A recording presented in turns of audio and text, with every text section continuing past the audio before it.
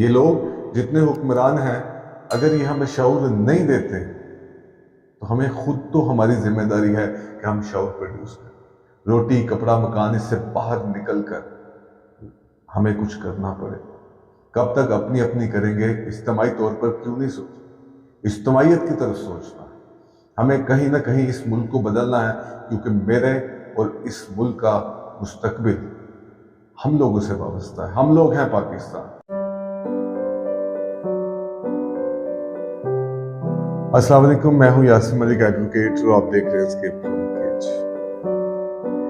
आज एक अदालत में पेश होने का मौका मिला। एक जज साहब से एक कन्वर्सेशन हुई, वो बड़ी अजीब थी।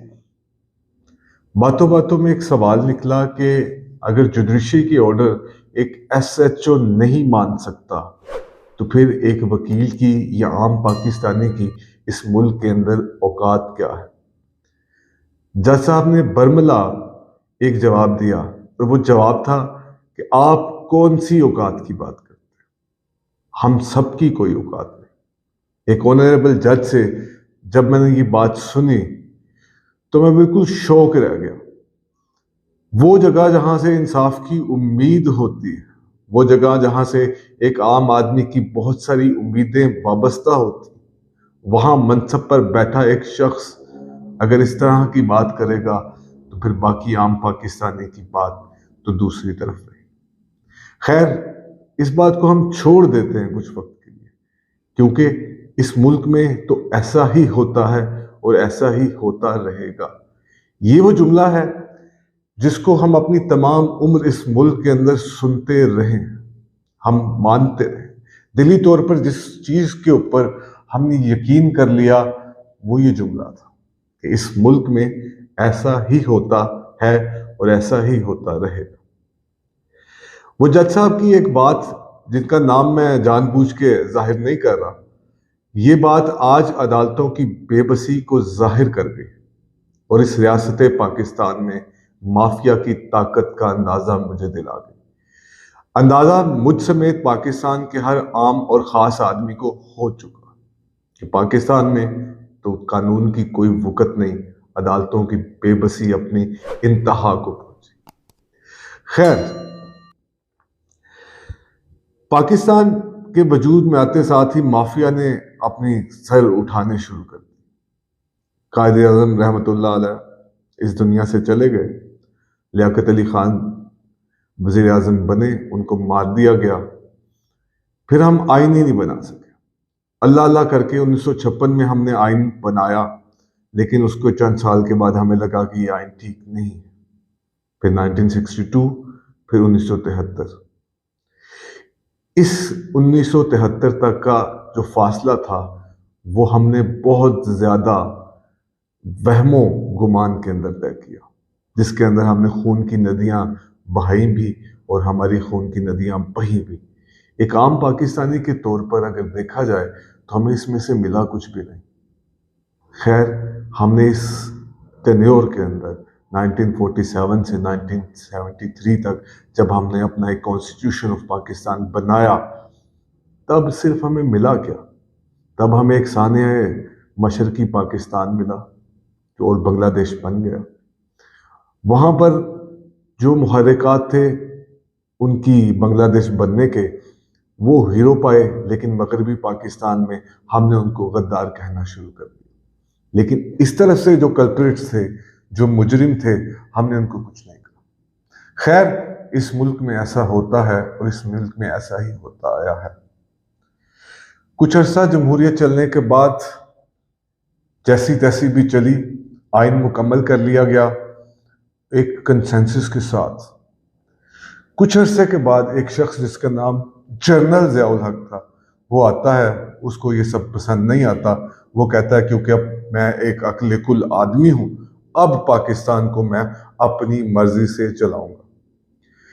ये वो शख्स थे जिनके बारे में आम पाकिस्तानी में बड़े मुसलमान होने का दावा किया जाता, नमाजी, परहेजगार, लेकिन इक्तदार का लालची शख्स।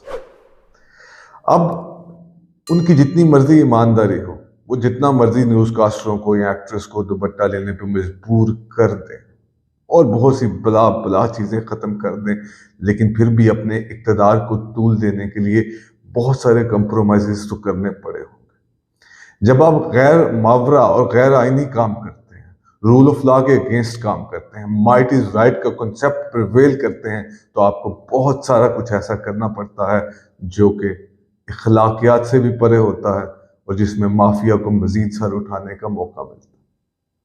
खैर, एक आगाहानी आफत के जरिए उनका जहाज क्रैश होता है और वो इस दुनिया से चले जाते हैं। पीछे अपनी एक लेगेसी छोड़ते हैं, असला, मंशियात और दूसरी बहुत सारी चीजें, लेकिन हम उसके तहत भी कोई बात या कोई काम करना नहीं चाहते। हम नहीं बात करना चाहते इनके ऊपर। हमने फिर भी उन लोगों की जो इस मुल्क के रखवाले थे, हमने उनकी इज्जत रखी, हमने वही सुना, हमने वही कहा, हमने वही सोचा जो हमें वहां से ऑर्डर आता था। उसके बाद जमहूरी दौर का एक दौर चला, नवाज शरीफ, बेनजीर, बेनजीर, नवाज शरीफ, ये सब चलने के बाद फिर मुशर्रफ साहब को लगा कि पाकिस्तान में जो सिविलियंस हैं इनसे गवर्नमेंट नहीं की जा सकती। हम ठहरे ब्लडी सिविलियंस। फिर फौज ने कू कर दिया, फिर मेरे हम वतनों की आवाज़ हमारे कानों तक आई और फिर मुल्क में मार्शल लॉ इम्पोज कर लिया। मुशर्रफ साहब ने एहतसाब करना था नवाज शरीफ का, पीपल्स पार्टी का, बहसीत जमात और PMLN का। खैर, उनको इक़्तिदार का इतना मज़ा और इतना नशा आया कि उन्होंने इक़्तिदार तो एक तरफ, जो उनकी गुलामी कबूल कर लेता था, जो उनके सामने सरनगू हो जाता था, उसकी करप्शन फिर करप्शन नहीं रहती थी, उसके मामला बिल्कुल सुलझ जाते थे। हम तब भी खामोश रहे क्योंकि इस मुल्क में ऐसा होता है और इस मुल्क में ऐसा ही होता रहेगा। ये हमारे जहनों में और ये तमाम हमारे कॉन्फिडेंस है हमें कि ऐसा ही। फिर मुशर्रफ साहब चले जाते हैं। मुशर्रफ साहब के जाने के बाद बहुत सारे मामला आते हैं। फिर आसिफ अली जरदारी को बेनजीर भुट्टो की शहादत के बाद इनको दोबारा से इक़्तिदार मिलता। कमाल का दौर था, कमाल की चीजें थी। अब किस किस चीज का और कैसा कैसा तकाबुल करें छोड़ दीजिए। उसके बाद इस 2013 में इमरान खान अरूज में आने लगते हैं। अब इलेक्शन में पाकिस्तान तहरीक इंसाफ एक अहम रोल प्ले करने वाली है। पॉपुलैरिटी अरूज पर चली जाती है, एक वोटर बैंक उनके साथ आ जाता है। इमरान खान एक नए पाकिस्तान का दावा करते हैं और वो दावा पाकिस्तानियों की एक खास क्लास को या यूथ को बहुत पसंद आता। लेकिन इसके बावजूद भी 2013 के इलेक्शन जीतने में नाकाम रहते हैं, लेकिन KPK के अंदर उनकी गवर्नमेंट बन जाती है। फिर उसके बाद अगर नवाज शरीफ का दौर आता है, जिस दौर में अक्सर क्लेम किया जाता है दूध और शहद की नहरें बहा दी गई, लेकिन ऐसा होता नहीं। फिर खुदा खुदा करके 2018 में हमने तब्दीली का वो सफर भी देखा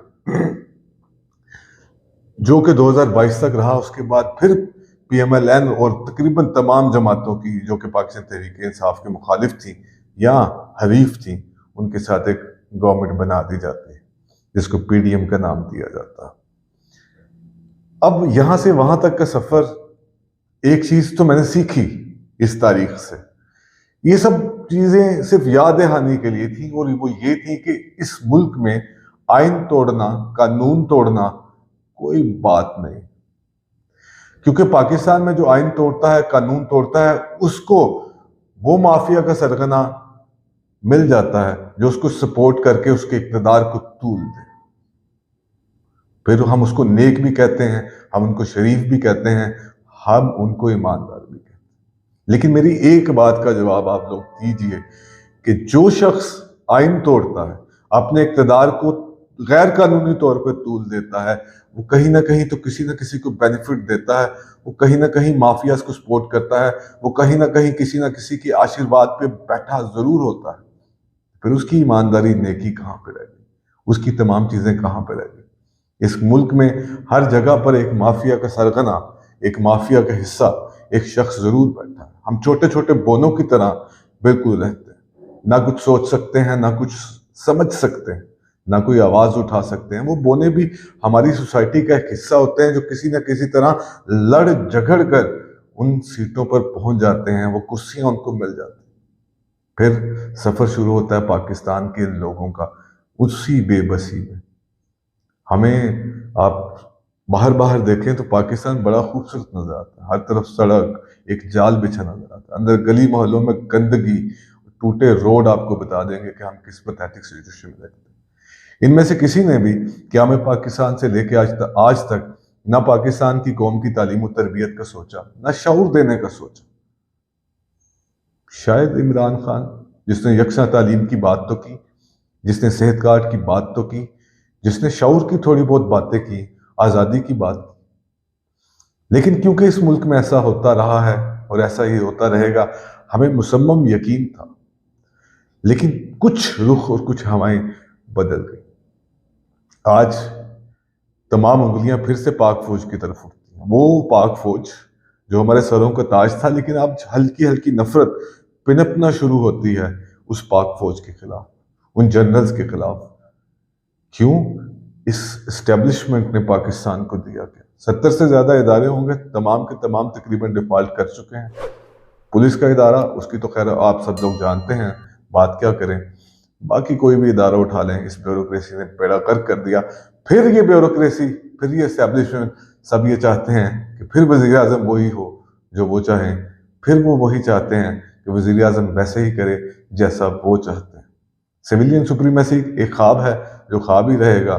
फिर हम ये कहते हैं इस मुल्क में ऐसा ही होता है, इस मुल्क में ऐसा ही होता रहेगा। इन तमाम चीजों की बात करने का उधर से मकसद ये था कि लाकानूनियत को खत्म करना अदालतों का काम था। पहले कही गई बात अब मैं दोबारा रिकैप करता हूं कि पाकिस्तान में एक आम आदमी की कोई औकात नहीं है। वो जो खास है, वो जो सीट पे बैठा है, जो एक कुर्सी पर है, वो अगर कहता है कि आपकी और हमारी औकात क्या है, तो फिर वाकई हमें समझ लेना चाहिए कि मेरी और आपकी औकात इस मुल्क में नहीं है। औकात पैदा करने के लिए आवाज उठानी पड़ेगी, बोलना पड़ेगा, सोचना पड़ेगा, शऊर हासिल करना पड़ेगा। ये लोग जितने हुक्मरान हैं, अगर ये हमें शऊर नहीं देते तो हमें खुद तो हमारी जिम्मेदारी है कि हम शऊर प्रोड्यूस करें। रोटी कपड़ा मकान, इससे बाहर निकल कर हमें कुछ करना पड़ेगा।